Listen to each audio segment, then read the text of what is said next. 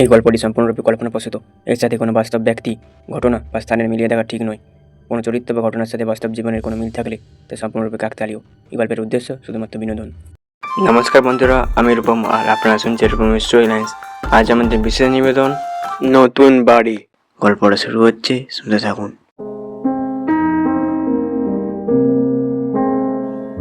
শহরে ভিড় ভাড়াক্কায় আজকাল নতুন যেন প্রায়শ বড় ক্লান্ত লাগে। সারাক্ষণ গাড়ি ঘোড়ার কান ফাটানো আওয়াজ, লোকজন, হইচই, ধুলো, ধোঁয়া। বেশ কিছুদিন ধরে মফস্বলের দিকে একটা ছোটখাটো বাড়ির খোঁজ করছিলাম। ভেবেছিলাম একেবারে সেটেল করে না গেলেও মাঝে মধ্যে অন্তত কয়েকদিনের জন্য তো একটা প্রায় দূষণমুক্ত আস্থানার বন্দোবস্ত হয়। কিন্তু বাড়ি খুঁজতে গিয়ে দেখলাম কাজটা মোটেই সহজ নয়। প্রথমত, আমি যেমনটা চাইছি তেমন বাড়ি পাওয়া বেশ মুশকিল, আর যদিও বা দু একটা পাওয়া গেল তার দাম আমার আয়ত্তের বাইরে। অবশেষে আমি যখন হাল ছেড়েই দিয়েছি প্রায়, সেই সময় হঠাৎ মুশকিল আসান হয়ে আমার বাড়িতে এসে হাজির হলো আমার বন্ধু সুমিতেশ। সুমিতেশ আমার ছেলেবেলার বন্ধু। আগে ও এ পাড়াতেই থাকতো, আমাদের বাড়ির 3-4টা বাড়ির পরে। বছর কয়েক হলো স্কুল সার্ভিস কমিশনের পরীক্ষা দিয়ে মফস্বলের একটা স্কুলে চাকরি পেয়ে ওদিকেই পাকাপাকি স্থান বেড়েছে। আগে সপ্তাহে সপ্তাহে বাড়িতে আসতো, এখন ব্যবধান বেড়ে মাসে 1-8 বার। শেষবার বাড়ি এসেছিল যখন, ওকেও শুনিয়েছিলাম আমার বাসনার কথা, আর বলেছিলাম ওদের ওদিকে একটু খোঁজ খবর লাগাতে। সুমিতেশ ঘরে এসে বসতেই পাকড়াও করলাম ওকে। কি রে, বাড়িঘর কিছু দেখলি? দেখলাম, খুব উৎসাহহীন গলায় বলল সুমিতেশ। খোঁজ টোজ পেলে কিছু? তৈরি বাড়ি পাওয়া একটু কঠিন জানিস তো।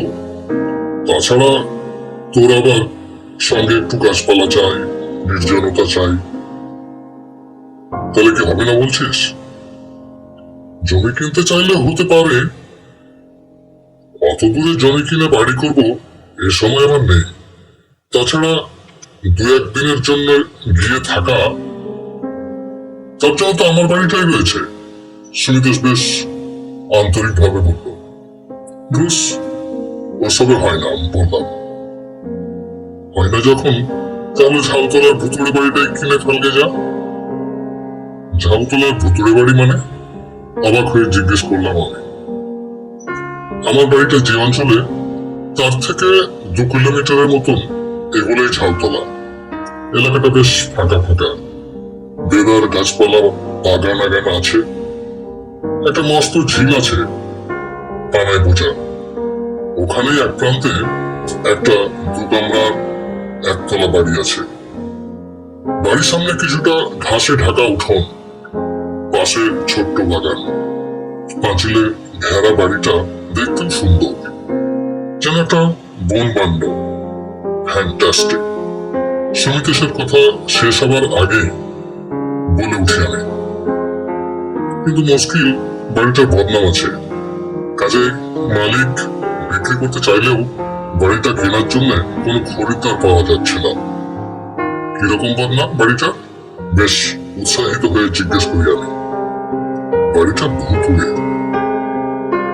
মানে বাড়ির সঙ্গে ভূত ফ্রি? ব্যাপারটা কিন্তু অত হালকা ভাবে নেবার মতো নয়। সুমিতেশের গলাটা বেশ সিরিয়াস হয়ে উঠল হঠাৎ। আমি তোমার পাত্র নয়। হাসতে হাসতে বললাম, জানিস তো সেই ছোটবেলা থেকে ভূত, ভগবান কোনো কিছুতেই বিশ্বাস টিশ্বাস নেই আমার। অতএব চলো বাড়ির মালিককে যথাশীঘ্রই পাকড়াও করি। বাড়িটা কিন্তু সত্যিই গোলমেলে। একবারের জায়গায় 5 বার ভেবে সিদ্ধান্ত নেয় জিতু। সুমিতেশ শেষ চেষ্টা করলো আমায় আটকাতে। আমি হেসে বললাম, ভাবা আমার হয়ে গেছে। শুনে মনে হচ্ছে বাড়িটা আমার মনে পড়বে। তাছাড়া বেহারা বদনামের কারণে নিশ্চিত বাড়িটা একেবারে জলের দরে পেয়ে যাবো আমি। সুমিতেশ মাথা নাড়ল। চিরকালটা সেই গোয়ার গোবিন্দই থেকে গেলি তুই। তোকে বুঝিয়ে লাভ নেই। চল সামনের রোববারই তাহলে অবিনাশ বাবুর সাথে কথা বলে আসি দুজনে। অবিনাশ বাবুটি আবার কে? ওই বাড়ির মালিক, আমার খুবই পরিচিত। আমার বাড়ির কাছাকাছি থাকেন। অফিসে সপ্তাহখানেকের ছুটি নিয়ে আজই সবে এসেছি আমার নতুন বাড়িতে। অবশ্য এক্ষুনি হয়তো এটাকে আমার বাড়ি বলা ঠিক হলো না। অবিনাশ বাবু মাসখানেকের জন্য বাড়িটা সবে ভাড়া দিয়েছেন আমায়, আর শর্ত দিয়েছেন যে 1 মাস কোনো অসুবিধা বোধ না করে নির্বিঘ্নে এ বাড়িতে যদি কাটাতে পারি তবেই বাড়িটা তিনি আমাকে বিক্রি করবেন। ভদ্রলোকের কথা শুনে খুবই মজা লাগছিল আমার। একবিংশ শতাব্দীর একজন মধ্যবয়স্ক মানুষের যে এমন তীব্র ভূতের ভয় থাকতে পারে তা না দেখলে হয়তো বিশ্বাসই করতাম না। আমি ওকে প্রাণপণ বুঝিয়েছিলাম ভূত টুতের ব্যাপারে আমার দুশ্চিন্তা বিশেষ নেই। তাছাড়া বাড়িটা সব জেনে শুনে কিনতে চাইছি যখন, তখন রিস্ক সম্পূর্ণ আমারই। অবিনাশ বাবুর তবু সেই এক কথা, আপনি সুমিতেশ বাবুর বন্ধু, আপনাকে ঠকাতে পারবো না। মিসেস গোস্বামীর কাছ থেকে বাড়িটা কেনার পর নিজেই যখন ও বাড়িতে 3 রাত্রির বেশি টিকতে পারেনি, তখন শুধু শুধু এতগুলো টাকা হাত পেতে নিয়ে আপনাকে বিপদের মুখে ঠেলে দেবার ইচ্ছে আমার নেই। অগত্যা এই বন্দোবস্ত। বাড়িতে ঢুকে অবশ্য আমার মন প্রাণ জুড়িয়ে গেছে।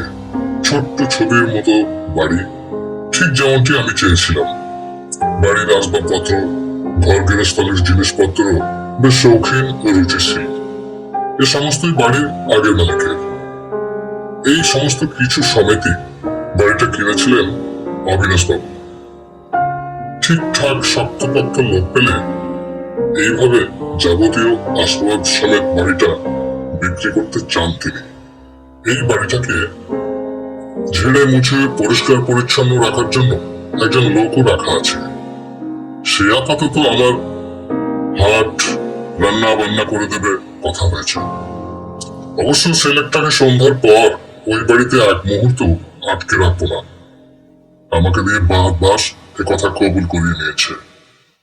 সেই মতন বিকেল বিকেল রাতের রান্না সেরে ফেলে সে সটান দিল। আমিও একটু এদিক সেদিক ঘুরে সন্ধ্যের পরে পরে ঢুকে পড়লাম বাড়ির মধ্যে। সকাল সকাল খাওয়া সেরে অন্যদিনের থেকে একটু তাড়াতাড়ি শুয়ে পড়লাম আজ। সত্যি বলতে কি, রাতটা বেশ নির্বিঘ্নে এবং আরামেই কেটে গেল আমার। রাতে একবার ঘুম ভেঙে গিয়েছিল। সে সময় মনে হয়েছিল বটে পাশের ঘরে পায়ে হাওয়াই চপ্পল করে কে যেন ভারী অস্থির ভাবে পায়চারি করছে এ প্রান্ত থেকে ও প্রান্ত। তবে আমি ব্যাপারটা তেমন আমল দিইনি। ঢাকা বাড়িতে বিভিন্ন কারণে এমন নানা শব্দ হতে পারে আমি জানি, আর এও জানি যে এমন অনেক অতি সাধারণ শব্দকে ভুতুড়ে ব্যাপার স্যাপার ভেবে বেশ কিছু মানুষ হয়তো ভয় পেয়ে থাকেন চিরকাল। অতএব বেশ নিশ্চিন্ত মনে পাশ ফিরে শুয়ে আবার ঘুমিয়ে পড়েছিলাম আমি। সকালে আমার কাজের লোক রামপদদা এসে আমাকে এমন অক্ষত আনন্দিত দেখে বেশ অবাক হয়ে গেল। স্কুল ছুটি বলে বেলার দিকে সুমিত বেশ কিছুক্ষণ সময় কাটিয়ে গেল আমার সঙ্গে। ওর চোখে মুখে যেন আমার জন্য একটু বাড়তি বিষয় লক্ষ্য করছিলাম, আর এই সব কিছুই বেশ উপভোগ করছিলাম আমি। মনে মনে 1 মাস পরে এই বাড়িটার মালিকানা লাভের ব্যাপারে বেশ আশাবাদী হয়ে উঠেছিলাম আমি। সুমিদেশ চলে যাওয়ার পর এ বাড়ির ঘর দুটো নিজের হাতে একটু সাজিয়ে গুছিয়ে নিলাম। পাশের ঘরের দেওয়ালে এক অপরিচিত ভদ্র মহিলার ছবি ছিল। ছবিটা নামিয়ে ঘরের এক কোণে দেওয়ালের গায়ে হেলান দিয়ে রেখে নিজের একটা বাঁধানো ছবি টাঙিয়ে দিলাম দেওয়ালে। ঘরের অন্য দেওয়ালে একটা ঘড়ি ঝুলছিল, সেটাকেও খুলে নিয়ে ঢুকিয়ে দিলাম তক্তপোষের তলায়। যে ঘরে কাল রাতে শুয়েছিলাম সেইখানে একটা বেতের বড় হাতল দেওয়া চেয়ার ছিল, সেটাকে ঠেলে বারান্দার এক ধারে এনে রাখলাম। এ সমস্ত কাজেই রামপদদার ভয়ানক আপত্তি ছিল। আমার কাণ্ড কারখানা দেখে ভয় বিস্ফারিত চোখে বারবার বলছিল, কি দরকার বাবু এসব জিনিসপত্র অযথা নড়াচড়া করবার। আমি অবশ্য কথায় কান দিইনি, যদিও পরে বুঝলাম ওর কথাগুলো শুনলেই বোধহয় বুদ্ধিমানের মতো কাজ করা হতো। রাতের খাওয়া দাওয়ার পরে একটা বই নিয়ে বসেছিলাম। বইটা পড়তে পড়তে চোখ ঘুমে জড়িয়ে এলো। হাত ঘড়িতে রাত তখন প্রায় 11:30। সবে আলো নিভিয়ে বিছানায় শরীরটাকে লম্বা করেছি, হঠাৎ একটা ভয়ঙ্কর আওয়াজ। ধর্মর করে উঠে বসলাম বিছানার উপর। কি যেন একটা হুড়মুড় করে ভেঙে পড়লো পাশের ঘরে। আর তখনই দড়াম করে কি একটা ভারী জিনিস এসে আছড়ে পড়লো বারান্দার দিকের বন্ধ দরজার পাল্লার উপরে। তাড়াতাড়ি বিছানা থেকে নেমে হাত বাড়িয়ে সুইচ বোর্ডটার উপরের সুইচগুলো অন্ধকারে হাতড়ে হাতড়ে অন করতে লাগলাম ফটফট করে। কিন্তু দুই একটা সুইচ টিপে বুঝতে পারলাম কারেন্ট চলে গেছে, আলো জ্বলবে না। মাথার বালিশের পাশে টর্চটা ভাগ্যিস রাখা ছিল। পাশের ঘরে পৌঁছে টর্চ জেলে হতভম্ব হয়ে গেলাম আমি। আজই দুপুরে দেওয়ালে টাঙানো আমার বাঁধানো ছবিটা মেঝের উপর আছড়ে পড়ে ভেঙে ছত্রখান। ছবিটা দেওয়াল থেকে মেঝের উপরে কিভাবে পড়লো ভাবতে ভাবতে টর্চের আলো ফেললাম দেওয়ালের উপরে। মুহূর্তের মধ্যে সারা শরীর জুড়ে একটা ঠান্ডা স্রোত বয়ে গেল আমার। সেই অপরিচিত মহিলার ছবিটা দেওয়ালে ফিরে এলো কিভাবে? এবং কি আশ্চর্য, উল্টো দিকের দেওয়ালে সেই পুরনো বন্ধ ঘড়িটাও যেন এক আশ্চর্য ম্যাজিকে ফিরে এসেছে তার নিজের জায়গায়। আমি মাথাটাকে যথাসম্ভব ঠান্ডা রেখে যুক্তি দিয়ে ব্যাপারটাকে বোঝার চেষ্টা করলাম, কিন্তু কি আশ্চর্য, ঘটনার কারণ হিসেবে কোনো যুক্তি আজ আর লাগসই হলো না। উল্টে এই প্রথম, জীবনে প্রথমবার নিজের অজান্তে এক আশ্চর্য রকমের আতঙ্ক ক্রমশ থাবা বসাতে শুরু করলো আমার মনের মধ্যে। সেই আতঙ্ক সঙ্গে নিয়ে খাপা খাপা হাতে মোমবাতি জ্বাললাম আমি। মোমবাতির আলো ছায় এই ঘর আর ঘরের যত আসবাব সবকিছু আরো অদ্ভুত, আরো গা ছমছমে লাগছে এখন। এর মধ্যেই বাইরে থেকে দরজার উপর আবার আওয়াজ হলো দড়াম করে। আওয়াজ এত জোরে যে আমার মনে হলো দরজাটা কোথায় ভেঙে পড়বে এবারে। দরজাটার কাছে পৌঁছেও দরজা খুলে বাইরে কি ঘটছে তা দেখার ব্যাপারে ইতস্তত করতে লাগলাম আমি। আর তখনই বাইরে থেকে অতি সন্তর্পণে কে যেন দরজার উপর টোকা মারতে শুরু করলো। টক টক টক টক টক। দরজার কড়ানোর আওয়াজ শুনতে শুনতে স্থির হয়ে দাঁড়িয়ে রইলাম আমি। রাত তখন প্রায় 12টা। এত রাতে কি হতে পারে? আমাকে তো এখানে তেমন কেউ চেনে না, আর চিনলেও কি প্রয়োজন থাকতে পারে তার এই মধ্যরাতে? তবে কি সুমিতেশ? কিন্তু বাইরে দরজার উপরে হাওয়া একটু আগের সেই আওয়াজ। হঠাৎ একটা অদ্ভুত সম্ভাবনার কথা মাথায় এলো আমার। সুমিতেশ ইচ্ছে করে আমাকে ভয় দেখানোর চেষ্টা করছে না তো? পরক্ষণে আবার মনে হলো, তাই যদি হয় তাহলে ঘরের ভেতরের ছবিটার ব্যাপারটা কি? মাথায় আর কিছু ঢুকছে না আমার এখন। কেমন যেন একটু ঘরের মধ্যে এগিয়ে গিয়ে দরজাটা খুলে দিলাম। দরজাটা খুলতে একটা দমকা হাওয়া যেন ধাক্কা মেরে সরিয়ে দিল আমাকে একবারে। তারপরে ঘর থেকে বারান্দায় বের করে দেওয়া সেই বেতের চেয়ারটা খোলা দরজা দিয়ে উড়ে এসে দড়াম করে পড়লো ঘরের মেঝের উপর। আর তখন অত্যন্ত ধীর পদক্ষেপে একজন অপরিচিত লোক খোলা দরজা দিয়ে ঘরের ভিতরে এসে পড়ল। বিস্ময় এবং আতঙ্কে বুক কেঁপে উঠল আমার। তবু গলাটাকে যথাসম্ভব স্বাভাবিক করার চেষ্টা করে আমি বললাম, কে আপনি? লোকটা আমার প্রশ্নের কোনো আমলই দিল না। নিঃশব্দে চেয়ারটা ঘরের মেঝে থেকে তুলে যত্ন করে সেটাকে সে সোজা করে পাতলো ঘরের মধ্যে, ঠিক যেখানে আগে ওটা রাখা ছিল। তারপর পায়ের উপরে পা তুলে বেশ জোর করে বসলো সে চেয়ারটার উপর। মোমবাতির আলোয় লোকটার মুখ খুব একটা স্পষ্ট বোঝা যাচ্ছে না। তাছাড়া কপাল পর্যন্ত ঢাকার টুপি পরে আছে বলে লোকটা। এই রাতেও চোখে কালো কাঁচের চশমা। লোকটার দিকে তাকিয়ে গা শিরশির করে উঠলো আমার। আমি আবার জিজ্ঞেস করলাম, আপনি কে? আমার নাম সত্যব্রত গোস্বামী। খুব ঠান্ডা গলায় জবাব দিলেন ভদ্রলোক। কি চান আপনি? এত রাতে বলা নেই গড়া নেই জম করে আমার বাড়িতে ঢুকে পড়লেন আপনি? আমি তো ইচ্ছা করলে আপনাকে পুলিশে দিতে পারি। অসহিষ্ণু গলায় বললাম আমি। এ বাড়িটা আমার। আমি শখ করে তৈরি করেছিলাম নিজের মনের মতন করে। আপনি কি বাড়ির সমস্ত আসবাব আমার নিজের হাতে কেনা, নিজের হাতে গুছানো? এমনকি এ বাড়ির সমস্ত আসবাবও আমার নিজের হাতে কেনা, নিজের হাতে গুছানো। কিন্তু এ বাড়ি তো আমি অবিনাশ বাবুর থেকে জানি। আমি চলে যাবার পর অভাবে পড়ে ছন্দা ওনার কাছে জলের দামে বাড়িটা বিক্রি করতে বাধ্য হয়েছিল। ছন্দা আমার স্ত্রী, যার ছবি দেওয়াল থেকে নামিয়ে দিয়েছিলেন আপনি। কিন্তু আমাকে কিছু বলতে না দিয়ে বলেছেন লোকটা। জানি হয়তো কাজটা আমি ঠিক করছি না, তবুও এ বাড়িতে অন্য কেউ থাকলে সহ্য করতে পারি না আমি। এ বাড়ির একটা জিনিস এদিক ওদিক দেখলে কেউ তাকে গলা টিপে মেরে ফেলতে ইচ্ছে করে। কিন্তু কেন? এ বাড়িতে আপনি বেঁচে দিয়েছেন। আমি নয়, গর্জন করে উঠল লোকটা। লোকটার সারা শরীর কাঁপছে, কেমন যেন অন্যরকম লাগছে ওকে। আমার ভয় করতে লাগলো। তবু আমি বলতে শুরু করলাম, এ আপনার আবেগের কথা। আইন তো এ কথা শুনবে না। আমি আইনের আওতার বাইরে, আইনের ঊর্ধ্বে কেউ নয়। আইন আপনাদের জীবিত মানুষদের জন্য। এজন্য সরকার এ বাড়ির উপহার দাবি জানাতে পারে না। আপনি কি বলতে চান যে আপনি আর জীবিত নন?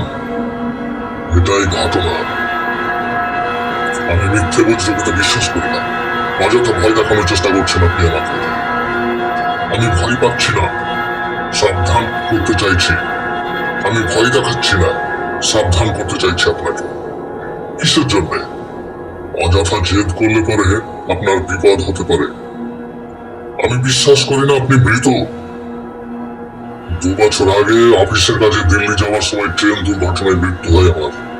মাথার খুলিটা একেবারে উড়ে গিয়েছিল, কাগজে ছবিও বেরিয়েছিল পরের দিন। এতদিনের যুক্তিবোধ, বিজ্ঞান মনস্কতা সব ভেঙে চুরমার হয়ে যাচ্ছে আমার। আমি চিৎকার করে উঠলাম, ভূত প্রেত দেব দেবী কিচ্ছু মানি না আমি। আমি আপনাকে চ্যালেঞ্জ জানাচ্ছি। লোকটা এক মুহূর্ত চুপ করে দাঁড়িয়ে রইল। তারপর একটানে কালো চশমাটা চোখ থেকে খুলে ছুঁড়ে ফেলে দিল মেঝের উপরে। আমি অবাক হয়ে দেখলাম তার চোখের জায়গায় শূন্য গহ্বর। আমার বুকের ভেতরটা ধড়াস করে উঠল। আর তখনই লোকটা ডান হাত দিয়ে তার মাথার টুপিটাও ফেললো খুলে। আমি আতঙ্ক বিহ্বল চোখে দেখলাম তোমরানো মোচড়ানো মাথাটার অর্ধেক খুলে উড়ে চলে গেছে লোকটা দ্রুত হাতে জামার বোতাম খুলছে এখন। অবশ্য পরবর্তী দৃশ্য দেখবার জন্য এক মুহূর্ত আর দাঁড়ালাম না আমি। সুমিতা সে বাড়ি এখান থেকে পর্যায় 2-3 কিলোমিটার। আমি নিজের জিনিসপত্রের দিকে একবারও ফিরে না তাকিয়ে সোজা দৌড় লাগালাম আমি। ভূত বলে বস্তুটি এই পৃথিবীতে যে সত্যি আছে তা উপলব্ধি করবার পাশাপাশি আরো একটা বিষয় জানতে পারলাম আজ। এক নিঃশ্বাসে আমি যে একটানে এত জোরে দৌড়তে পারি, এ পরিস্থিতিতে না পড়লে আমার হয়তো জানাই হতো না কোনোদিন।